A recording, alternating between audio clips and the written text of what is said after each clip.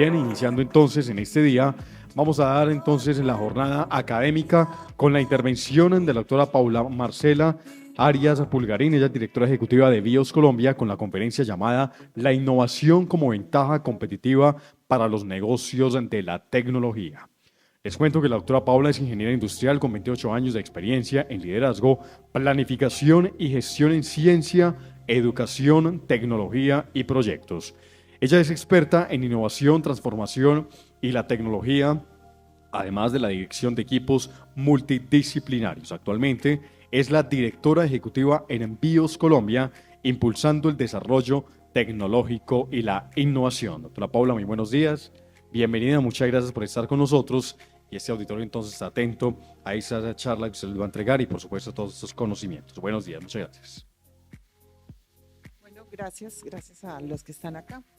Les voy a echar un cuento de innovación. Vamos a hablar, quitemos la música, que es que me distraigo.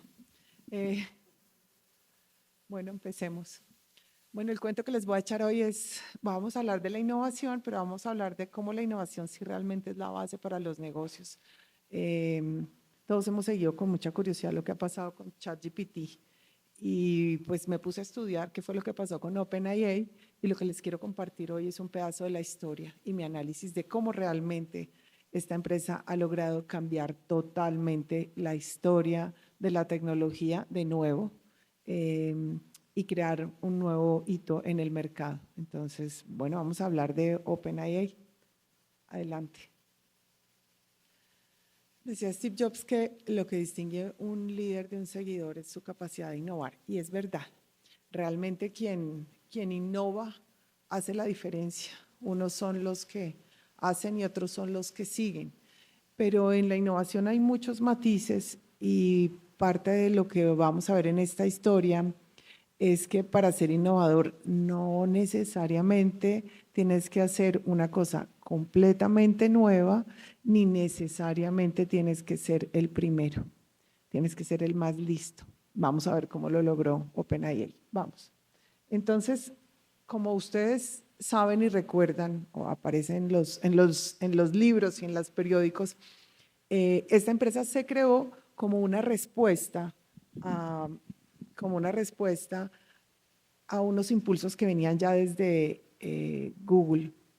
Google venía haciendo unos avances enormes en DeepMind, trabajando TensorFlow y sacando bastantes innovaciones en prueba que lograban mostrarle al mercado que venía muy fuerte con un avance enorme en inteligencia artificial. Y como se imaginan en el mundo, digamos, de las empresas de tecnología, todos están pendientes de lo que hace el otro. Y siendo Google una empresa dominante y con las capacidades tecnológicas y económicas inmensas, pues había una cierta preocupación en el mercado entre quienes entendían lo que podía pasar si la inteligencia artificial llegaba a cumplir las predicciones que se hacían sobre ella, era que a partir de ahí Google se iba a volver aún más dominante. Ya dominaba las búsquedas en Internet, ya dominaba la publicidad en Internet, ya dominaba y competía fuertemente en ofimática y en otros muchos sectores de negocios en los que Google está ofreciendo software libre, gratuito, entre comillas, en un montón de segmentos, y la preocupación inmensa era: ¿y si se adueñan de la inteligencia artificial qué? Entonces, a partir de ahí, un chico digamos, de estrato medio muy inteligente, que incluso se salió antes de la universidad de terminar, se llama Sam Altman, judío, pues convocó a otros, que ya venía de ser inversor, convocó a otros personajes muy importantes, pasa por favor, y les propuso que empezaran a trabajar con la idea inicial de competirle a Google y de evitar que Google se apoderara totalmente de la inteligencia artificial y de ese segmento que se veía avanzando pero lejano. Y entonces les propone juntar fuerzas con una idea altruista. Entonces es una idea nueva, sobre una tarea vieja, porque sí, la inteligencia artificial no es una cosa nueva de los últimos años, es un desarrollo sobre el que venimos trabajando casi desde los años 60. Ahorita hablamos un poquito de la historia. Entonces les propone juntarse y les propone una cosa así súper, ¿cómo se llama? Desinteresada, muy basada en la importancia de lo que viene la tecnología para la humanidad, y les dice: vamos a desarrollar una IA avanzada para beneficiar a toda la humanidad y para asegurarnos que sea segura y que sea accesible. Y entonces le compran el cuento varios personajes. Gracias. Para acá, es para adelante o para atrás. ¿Este avanza? ¿Cuál? ¿El de cuál avanza? Ok, sí, perfecto. Entonces les dice: bueno, vamos a trabajar juntos, ustedes nos financian. Y por eso OpenAI, y parte de la historia, es muy interesante, es una corporación sin ánimo de lucro, como vimos, muchachos, todavía podemos llegar. Y fíjense, aquí hay una frase de Peter Drucker que dice que la estrategia es más importante que la innovación en sí misma, y de eso se trata esta historia. Ahora sí.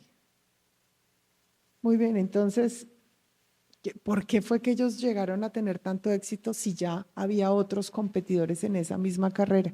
Un poquito de historia nos dice que, no sé, en el año 60 y pico ya teníamos avances en ELISA, pero digamos un granito fue en el 96, cuando la máquina de IBM, Deep Blue, que fue la antecesora de Watson, logró estar tan entrenada como para ganarle un torneo de ajedrez a un gran maestro. Y entonces, a partir de ahí, digamos que IBM de alguna manera se adueña de ese segmento y empieza a avanzar. Luego lanza Watson con sus avances en uso de inteligencia artificial para reconocimiento de imágenes, para reconocimiento de textos, y un gran avance en lenguaje natural. Y digamos, como uno de los grandes hitos, aparece Watson Cancer, que empieza a diagnosticar en paralelo con los médicos a partir del trabajo que hicieron en el Memorial Sloan en Nueva York.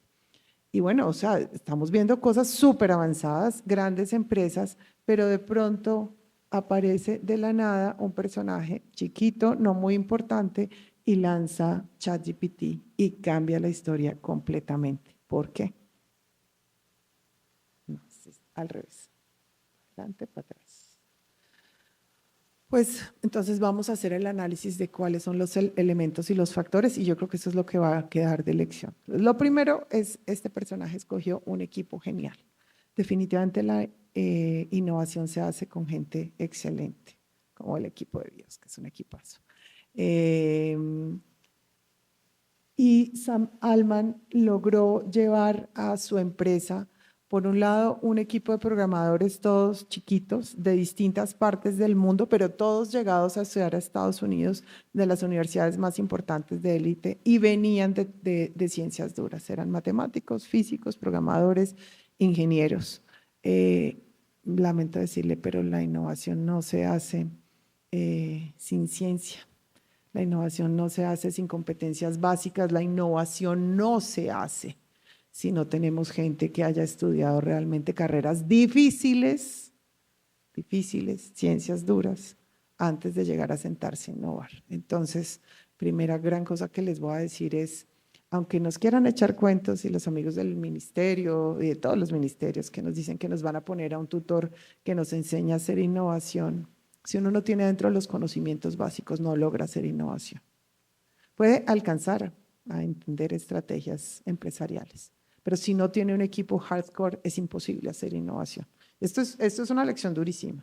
Y para los empresarios que están aquí, yo creo que es una invitación a que metan a sus equipos más matemáticos y más sin miedo, y muchos más ingenieros de los chicos que salen de las universidades, que pueden ser el sustento de esas innovaciones de sus empresas.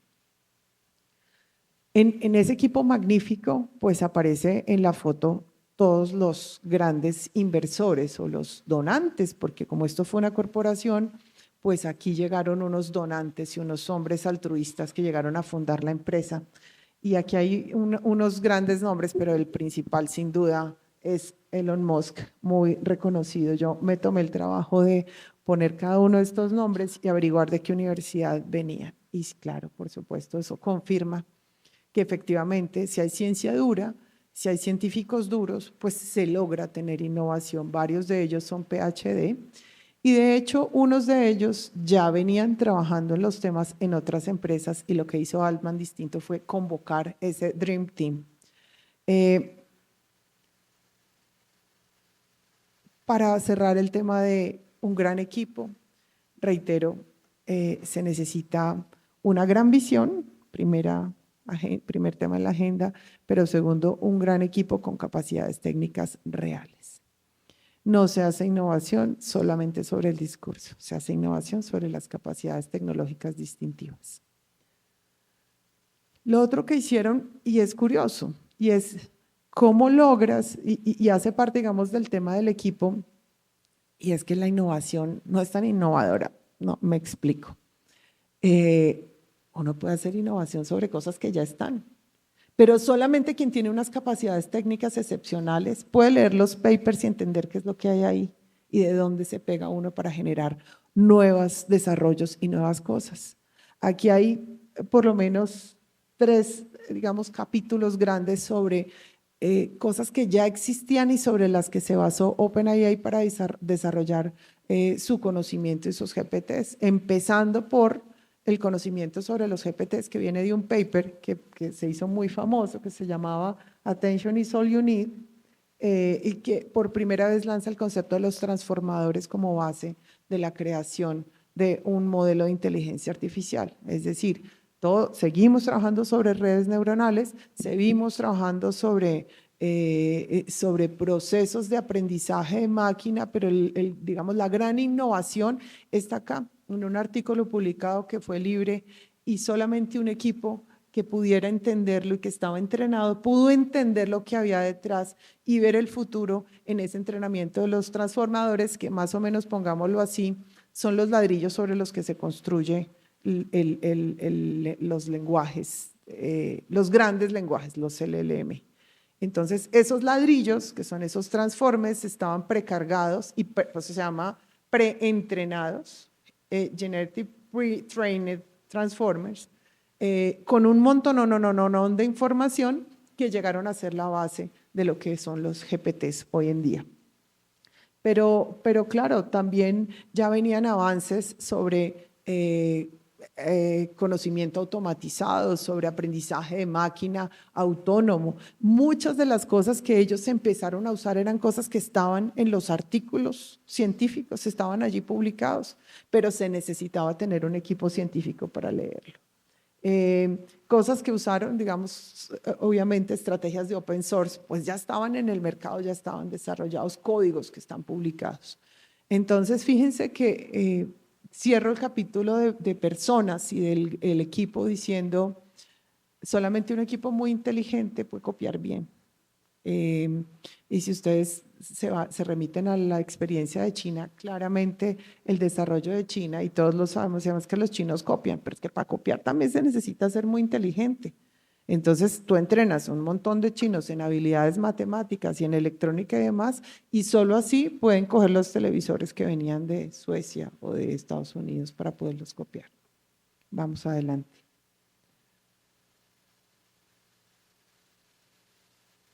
Bueno, esta sí está difícil, ¿no? Todo iba bien, pero claramente sí hizo la diferencia en el desarrollo de OpenAI el dinero disponible. Claramente la experiencia, digamos, haber traído a la mesa a otros grandes inversionistas, gente con dinero disponible, pues hizo una diferencia.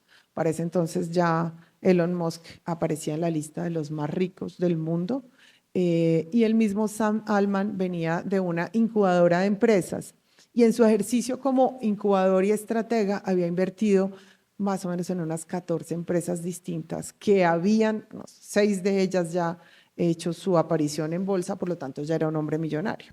Entonces esos primeros 1.000 milloncitos pues fueron como fáciles de conseguir, 1.000 milloncitos de dólares. ¿Y en qué hace la diferencia el dinero?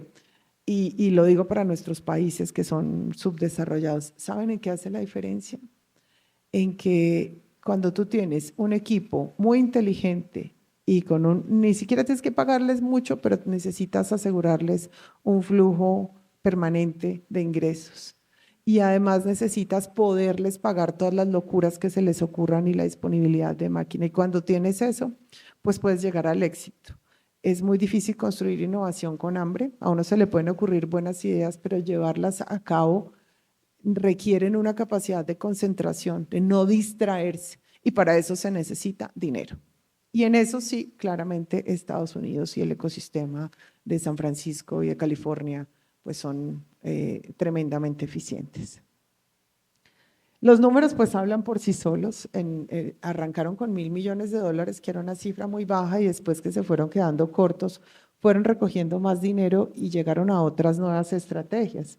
En el 2019, Microsoft, que es gente bien inteligente, cuando uno es rico y está en el mercado y está atento, ve las oportunidades. Entonces Microsoft decide invertir una cifra muy, muy importante, primero 1.000 millones y luego otros 13.000 más, básicamente porque vio que había algo y no se quería quedar por fuera.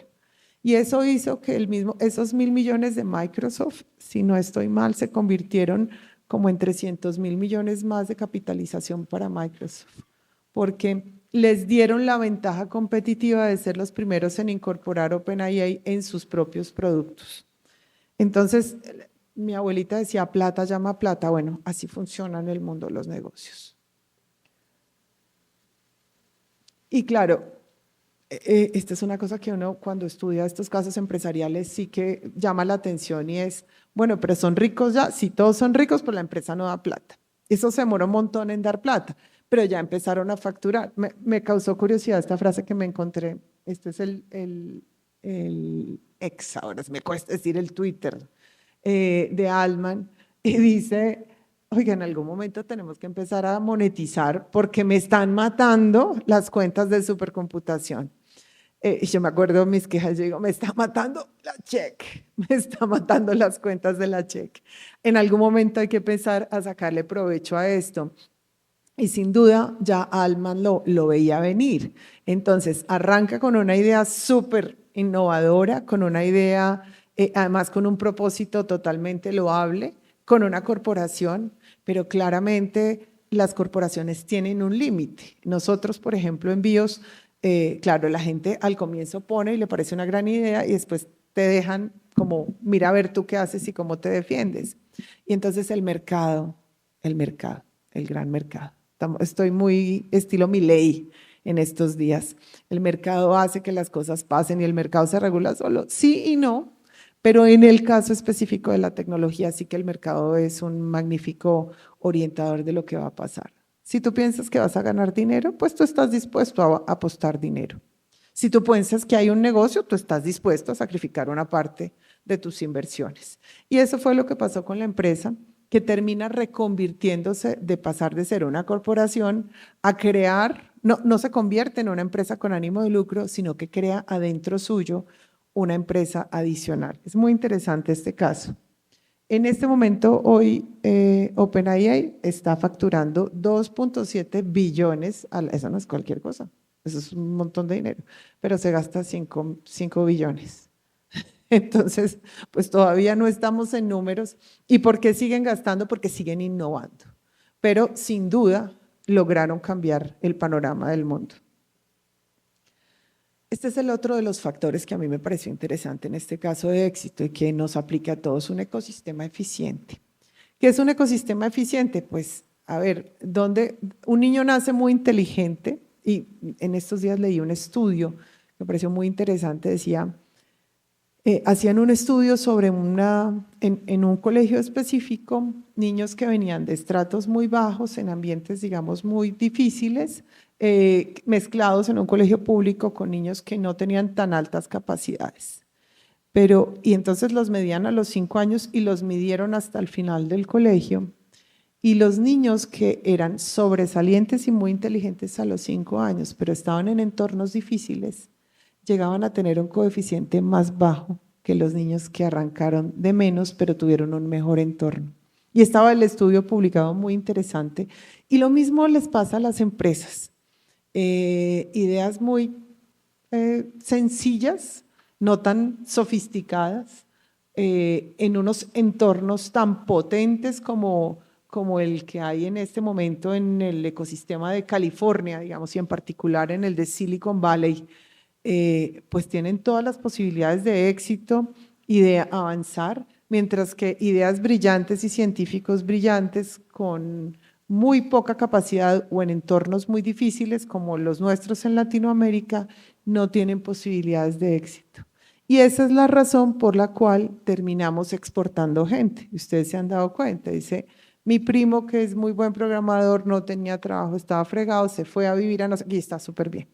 Pero es como la historia de todos y lo mismo les pasa a las empresas. Entonces, sin duda, uno de los factores críticos en el análisis de este proceso de innovación es un ecosistema eficiente.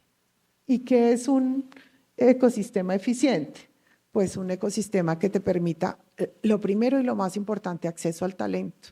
Yo sigo pensando que aquí en estas 3 manzanas en las que nosotros vivimos, sí que hay un entorno lleno de talento en la Universidad de Caldas y en la Universidad Nacional. Ahí están, pero nos faltan otras cosas, nos faltan inversores activos. Los manizaleños son tacaños, los empresarios son bien tacaños y son aversos al riesgo. Aquí nos gustan los negocios seguros, llevamos muchos años sembrando café, la gente no quiere salir de ahí y por eso no pasan las grandes ideas. No tenemos todavía un entorno en el que nosotros podamos crear esas capacidades de disparar una idea genial con un equipo genial y convertirlo en una empresa facturadora. La cultura de la innovación, sin duda, pero no solamente la cultura de la innovación como yo quiero hacer algo nuevo, sino la cultura de la tolerancia al riesgo y la capacidad de poderse quebrar sin que pase nada. Aquí usted se atrasa un día con la cuenta de Claro, lo reportan en Data Crédito y le joden la vida crediticia en una semana. Es verdad. Y ustedes saben que es así, es una tontería. Mientras que allá, y estaba leyendo bien juiciosa la historia de estos personajes, y muchos de ellos se han quebrado 2 o 3 veces, pero no con cualquier cosa. Se cobraron y se totearon $5 millones y los quedaron debiendo y pues, ni modos, ¿qué se va a hacer? Los bancos pagan. Y entonces les dan la oportunidad de seguir con sus ideas geniales hasta que son capaces de producir una gran empresa. Sí que esa cultura de la innovación y ese entorno que permita aceptar el riesgo como parte del proceso de emprendimiento es supremamente importante en el ecosistema. Y por último, una cosa muy importante es una infraestructura de apoyo donde uno logre tener, una empresa logre tener acceso a eventos globales, a networking, a conocer otras empresas, a conocer otros inversionistas, a tener un abogado que le ayude en propiedad intelectual, otros que le ayuden en patentamiento, en negocios. Todo eso hace parte del ecosistema y es uno de los elementos más críticos de éxito de cómo una empresa logra hacer de la innovación una palanca de éxito.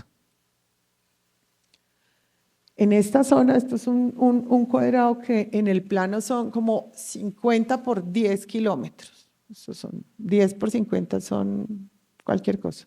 Es muy chiquito, es muy chiquito. Esto es más chiquito que, es como medio Bogotá, menos de medio Bogotá, una tercera parte de Bogotá. Y aquí miren las empresas que están ubicadas, las que se fundaron y las que vinieron a traer su sede acá.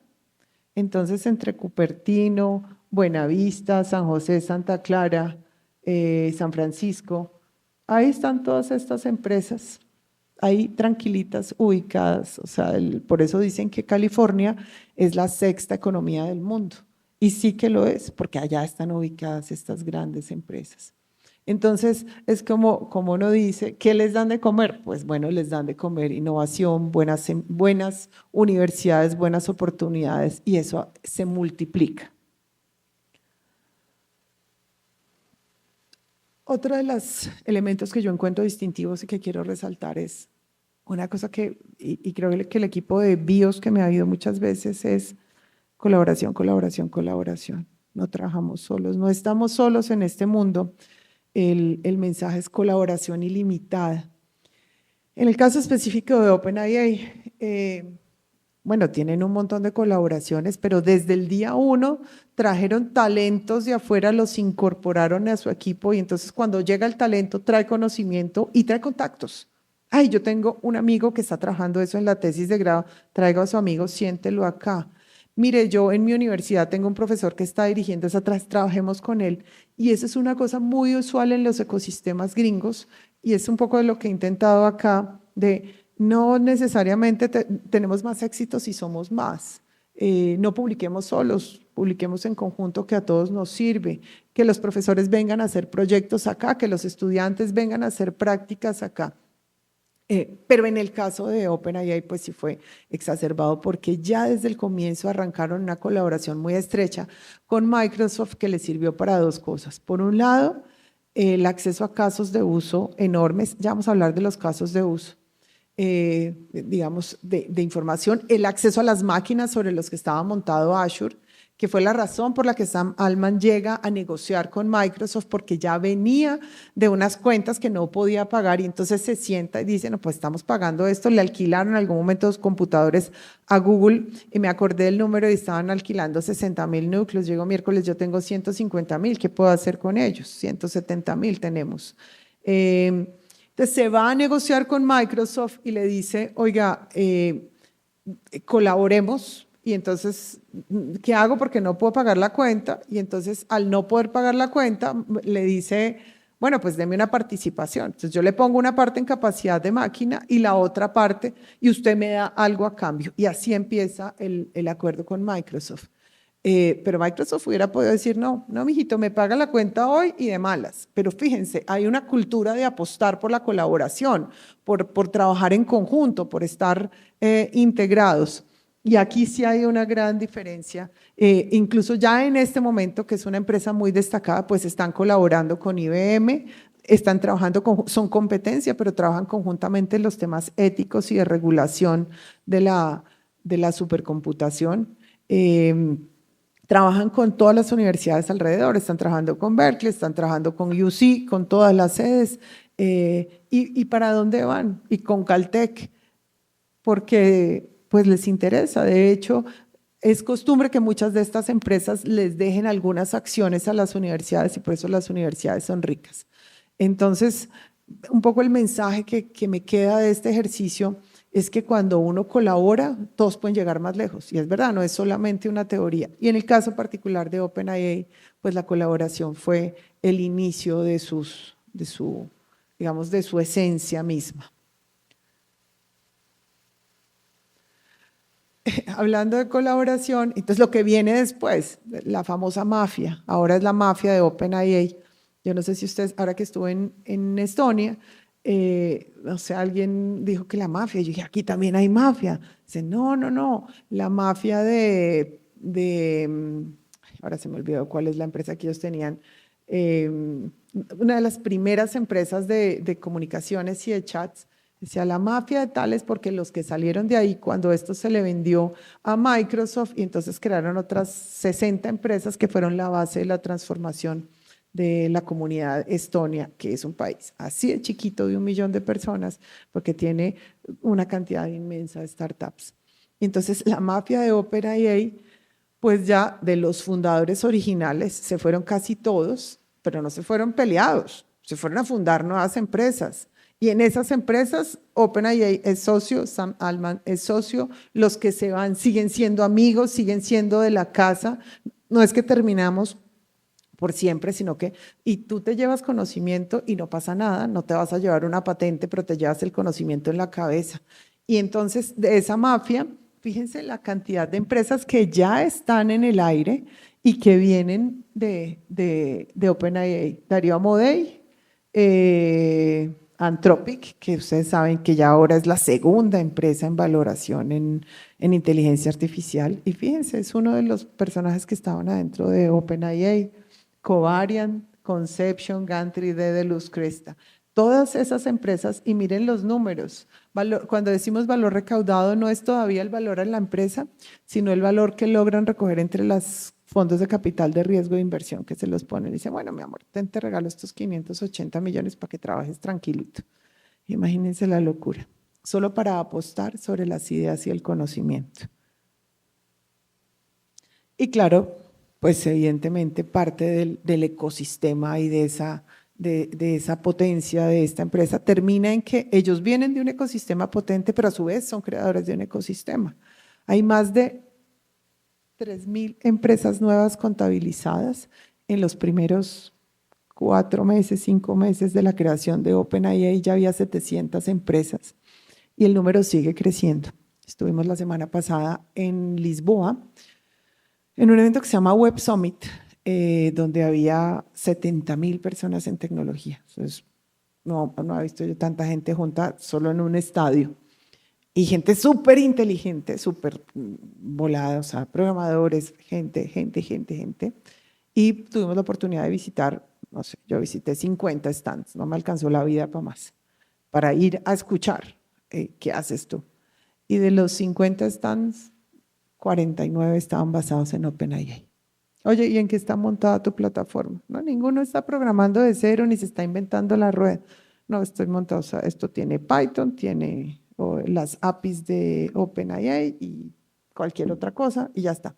Y estamos al aire. ¿Y cuánto tiene tu empresa creada? No, llevamos 1 año. ¿Y cuánto facturan? No, pues hasta ahora estamos empezando, estamos solo facturando $600,000 al año. Joder. Y así, muchas. Entonces sí que es impresionante cómo estos personajes, o sea, esta empresa con este modelo de innovación logra crear a su vez una nueva categoría de productos y de negocios que no existían. Entonces la Generative AI, la inteligencia artificial generativa, se vuelve a su vez una tecnología habilitante, es una tecnología de base, ya no es un resultado del machine learning, de los modelos de automatización de procesos de máquinas, sino que en sí misma la inteligencia artificial generativa se vuelve una tecnología habilitante. ¿Habilitante de qué? Pues de más de 3.000 empresas que están basadas sobre esta propia tecnología más los competidores. Entonces se crea todo un segmento nuevo de mercado, un montón de riqueza, un montón de innovación para Estados Unidos básicamente, que es donde están casi todas estas empresas. Y aquí algunas de las empresas, aparte de las empresas nuevas, menciono estas que ya existían, pero que muy rápidamente, y esto es una cosa fantástica que también me parece interesante de este tema de la innovación, y es la capacidad de ser flexible. Estas empresas ya existían, Duolingo clarísimamente existe hace varios años. ¿Qué hicieron? Dieron una vuelta y dicen, pero estamos, o sea, ¡pum!, nos montamos sobre OpenAI y entonces ahora podemos veníamos desarrollando 17 idiomas, ahora tenemos 55, veníamos haciendo tutorías con modelos de chatbot imitados, ahora los montamos sobre el lenguaje natural, ahora montamos tutores, o sea, esto es una explosión de lo que se pudo hacer, pero lo que valoro de este ejercicio es la capacidad de reacción de las empresas como Salesforce, por ejemplo, que ha sido catalogada como la empresa más innovadora de Estados Unidos por 4 o 5 años y decidieron dar un vuelco, ya tienen su CRM súper consolidado y montaron toda un ala sobre OpenAI porque ven que para allá va el futuro. Entonces, la capacidad de reacción de una empresa es impresionante en este ecosistema. Aquí hay algunos de los casos, Stripe, que es uno de los, digamos, como una plataforma de pago muy famosa, y ahora están montando todos sus servicios y productos. Entonces, la lección, digamos, de este ejercicio es que la colaboración y la cooperación son base fundamental de la innovación. No basta con tener una gran idea. Lograr que esa gran idea sea adoptada por muchos requiere cierta generosidad y capacidad de compartir las ideas y abrirse a que haya otras oportunidades en el mercado. Y pues, por supuesto, digamos, con este análisis los resultados tenían que ser impresionantes. Estos fulanos llegaron a tener 100 millones de usuarios en 2 meses. ¡Wow! O sea, esto es una barbaridad. En 2 meses desde que se sacó al aire el primer modelo abierto, digamos abierto y no en fila, y que uno se podía suscribir, llegaron a 100 millones de usuarios. Y aquí están los otros casos. Facebook se demoró 54 meses, Snapchat 44, Google más, no sé, 14 meses. Pero han batido el récord mundial de adopción. Y esto pues obviamente habla de la enorme innovación que hicieron los de OpenAI al mercado, clarísimamente. Otro de los, digamos, temas a resaltar del éxito es pues el impacto mundial. Impresionantemente, ya hay 14 unicornios basados en IA generativa. Es decir, sobre OpenAI hay un montón de empresas montadas, pero los que tienen su propio producto, su propia plataforma, su propio LLM con algún servicio, ya hay 14 que podemos llamar unicornios. Si ustedes recuerdan, unicornios son empresas que tienen una capitalización de más de 1.000 millones.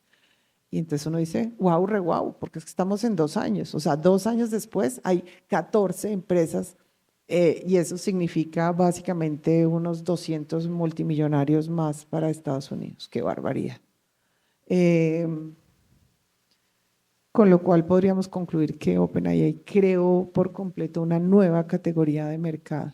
Entonces, fíjense que no es que haya creado la inteligencia artificial, como les mostré, ya existía, no creó el machine learning, no creó los modelos de redes neuronales, creó una industria completa. Y eso es una innovación muy, muy interesante.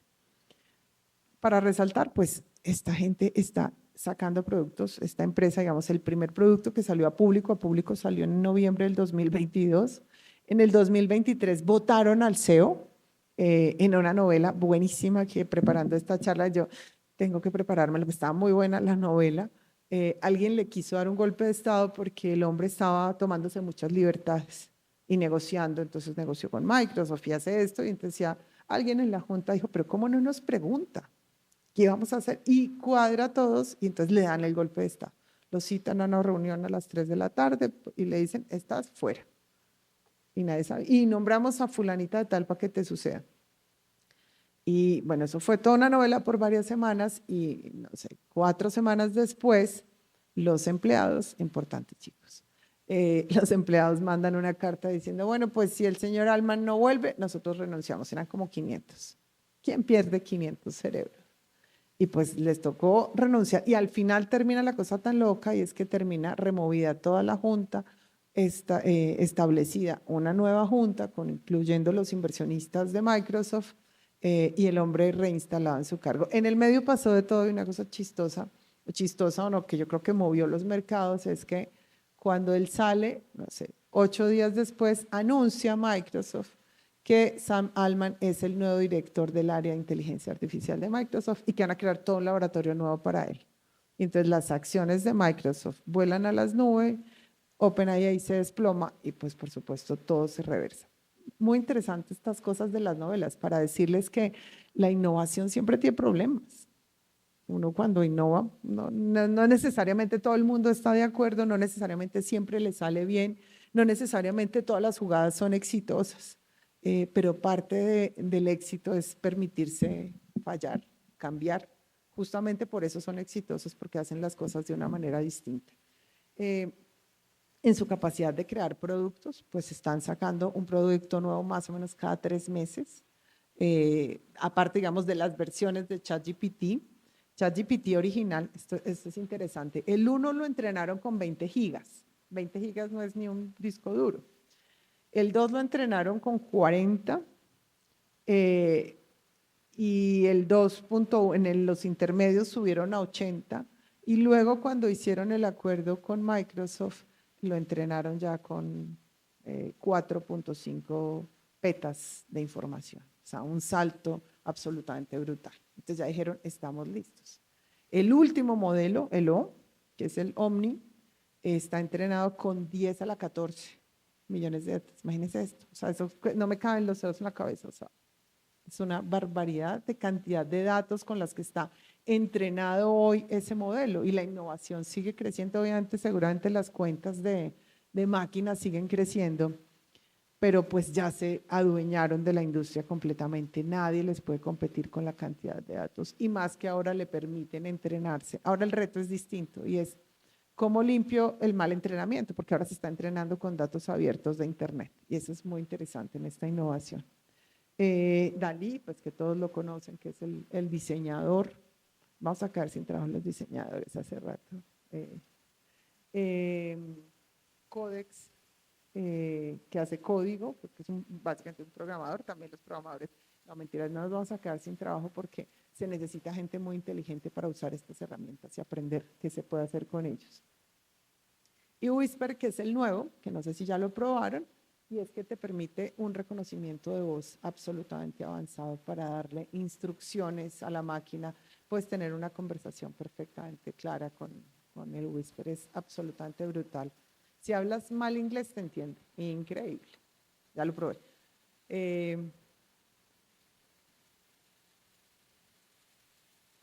Bueno, y por último, digamos, para resumir, entonces, ¿cuál es la receta del éxito de la innovación? Para mí estos son los 4, digamos, factores que yo resumo acá y que creo que son los factores críticos de éxito para sacar adelante una innovación.